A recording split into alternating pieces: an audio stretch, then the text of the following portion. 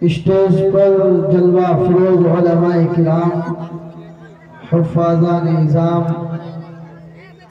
और हमारे सबसे मुअक्कर हज़रत मुफ्ती अब्दुल वारिस साहब दामद बरकातुहू, दिगर गांव अतराफ से तशरीफ लाए हुए मेहमानान निज़ाम, पर्दा नशीन माएँ और बहनें, अस्सलामु अलैकुम व रहमतुल्लाहि व बरकातुहू।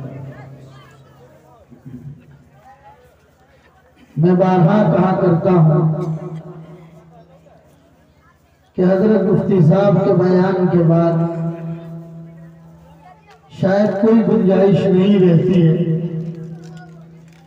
इसलिए कि समाज में फैले हुए अमराज का गहराई के साथ हजरत मुताला रखते हैं। और आपने देखा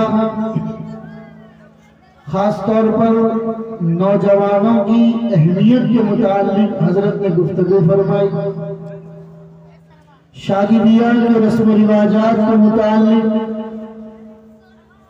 उसके नेगेटिव एंड पॉजिटिव तमाम पहलू हजरत मुफ्ती साहब ने आपके सामने बयान किए।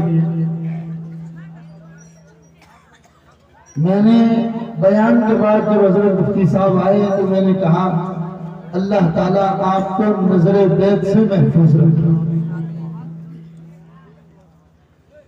इलाके के इंतहाई बासलाहियत दारुल उलूम देवबंद जैसे अजीम शान इदारे में तदरीसी खिदमत अंजाम देने के बाद हिंदुस्तान ही नहीं बिरून हिंदुस्तान से ऐसे उलमाए किराम को अपने इदारों और यूनिवर्सिटी में पढ़ाने के लिए बुलाया जाता है, उम्दा तनख्वाह।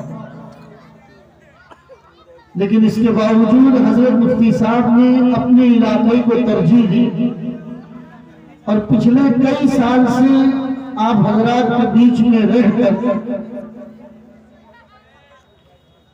एक आसान सा सादा सा घर में रहते हुए आप लोगों की दीनी दुनियावी तमाम जरूरियात की फिक्र करते हुए हमेशा कोशा रहते हैं कि इस इलाके से हाफिज कुरान, आलिम दीन के दाई और दीन के सिपाही पैदा होता है।